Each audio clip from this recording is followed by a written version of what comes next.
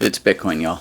I'm your host, Zoom Out. I've been talking about self-custody my past few videos. I did a video call on the term trustless and what it means in the Bitcoin world, and that gives a little more background. And so if you haven't watched that one, I'm going to put a link to it in the description below, and maybe give that one a watch after you watch this one. Now, when you buy Bitcoin, you buy it on an exchange, and the place that it's stored on that exchange is owned by the exchange. So that could be Coinbase.com, it could be Crypto.com, it could be Strike. So when you buy it, even though they owe it to you, they still technically own it. And if they were to go bankrupt or go out of business or something, then you would lose your money. So what you want to do is you want to do self-custody. And that means you're going to move it from there into a wallet, into a place on the blockchain where only you have access to it.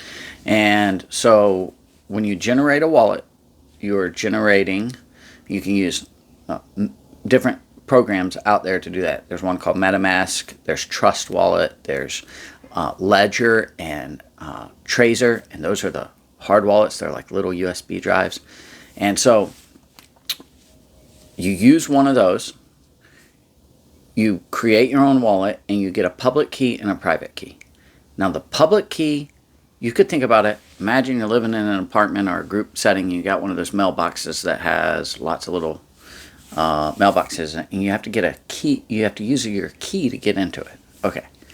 The address, your physical address, is like your public key. Anyone can send letters by knowing your address to that box. Anyone can send money to your wallet if they know that public address.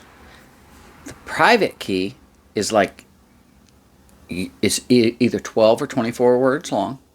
In my previous video, which I'll also put a link to in the description below, I talked about what those words represent. But they work like a password. And so only you know those 12 words. And that is the key to get into the mailbox and take the money out, take the letters out. And so only you have access to it unless you make a copy of the key and get it to someone else. And just imagine, for the sake of this analogy, that that mailbox is tamper-proof and no one can break into it because the blockchain has never been hacked. So that's essentially what it is. So your 12 words represent a key.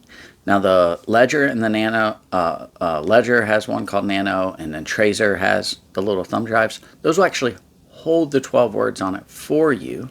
So you still might write it down and keep it somewhere safe in case you lose your little thumb drive.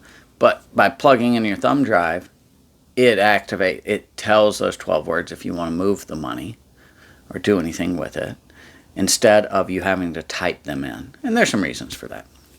It's just a little bit safer. That being said, that's all it is. It is a way to store your money without having to trust anyone else other than yourself to keep up with your 12 words. It keeps it safe. It's there for you whenever you want it. And as long as you don't give that key to anyone else, no one else can get into your mailbox and take your mail. Or in this case, your money. And that's it.